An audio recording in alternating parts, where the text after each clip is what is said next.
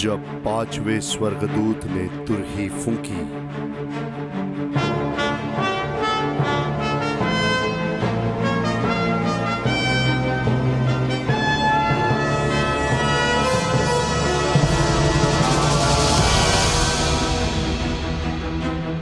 तो मैंने स्वर्ग से पृथ्वी पर एक तारा गिरता हुआ देखा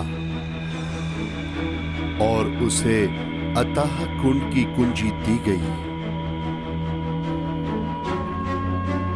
उसने अतः कुंड को खोला और कुंड में से बड़ी भट्टी का सा धुआं उठा और कुंड के धुएं से सूर्य और वायु अंधकारमय हो गए।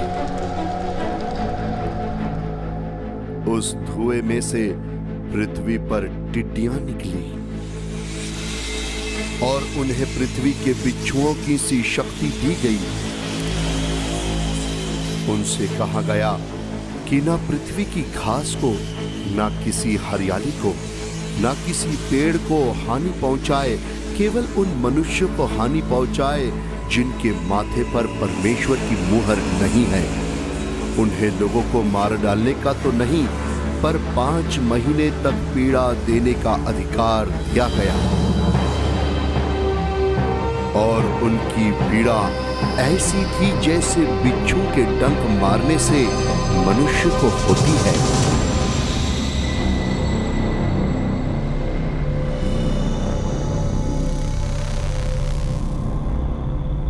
उन दिनों में मनुष्य मृत्यु को ढूंढेंगे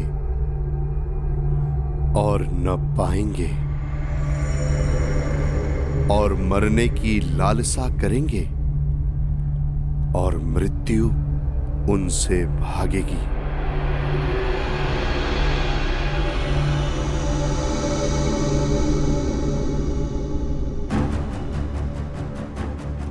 उन टिड्डियों के आकार लड़ाई के लिए तैयार किए हुए घोड़ों जैसे थे और उनके सिर पर मानो सोने के मुकुट थे और उनके मुंह मनुष्यों के जैसे थे।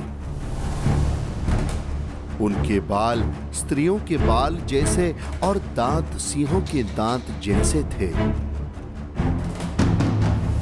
वे लोहे की सी झिलम पहने थे और उनके पंखों का शब्द ऐसा था जैसा रथों और बहुत से घोड़ों का जो लड़ाई में दौड़ते हो। उनकी पूंछ बिच्छुओं की सी थी और उनमें डंक थे और उन्हें 5 महीने तक मनुष्य को दुख पहुंचाने की जो शक्ति मिली थी वह उनकी पूंछों में थी।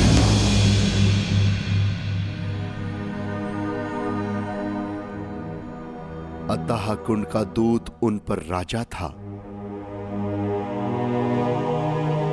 उसका नाम इब्रानी में अबदोन और यूनानी में अपुल्योन है।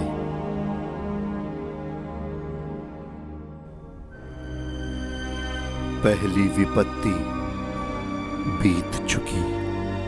देखो, अब इसके बाद 2 विपत्तियां और आने वाली है।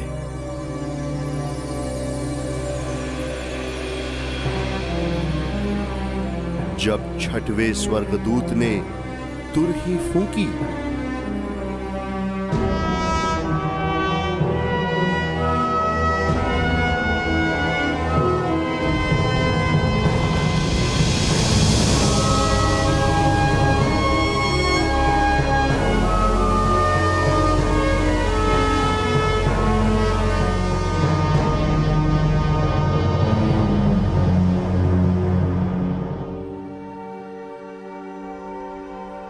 तो सोने की वेदी जो परमेश्वर के सामने है, उसके सिंहों में से मैंने ऐसा शब्द सुना मानो कोई 6वें स्वर्गदूत से जिसके पास तुरही थी कह रहा है, उन 4 स्वर्गदूतों को जो बड़ी नदी फुरात के पास बंधे हुए हैं खोल दे। वे चारों दूत खोल दिए गए जो उस घड़ी और दिन और महीने और वर्ष के लिए मनुष्य की 1/3 के मार डालने को तैयार किए गए थे। उनकी फौज के सवारों की गिनती 20 करोड़ थी। मैंने उनकी गिनती सुनी। मुझे इस दर्शन में घोड़े और उनके ऐसे सवार दिखाई दिए जिनकी झिल में आग और धूम्रकांत और गंधक कीसी थी, और उन घोड़ों के सिर सिंहों के सिरों के समान थे, और उनके मुख से आग, धुआं और गंधक निकलते थे। इन तीनों महामारियों अर्थात आग और धुएं और गंधक से जो उनके मुंह से निकलते थे, मनुष्य की 1/3 मार डाली गई, क्योंकि उन घोड़ों की सामर्थ उनके मुंह और उनकी पूंछों में थी, इसलिए कि उनकी पूंछें सांपों जैसी थी और उन पूंछों के सिर भी थे, और इन्हीं से वे पीड़ा पहुंचाते थे।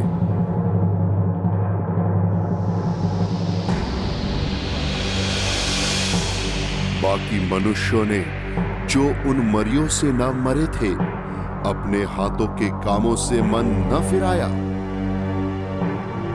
कि दुष्ट आत्माओं की और सोने और चांदी और पीतल और पत्थर और काठ की मूर्तियों की पूजा न करे, जो ना देख, ना सुन, ना चल सकती है, और जो खून और टोना और व्यभिचार और चोरी उन्होंने की थी, उनसे मन न फिराया।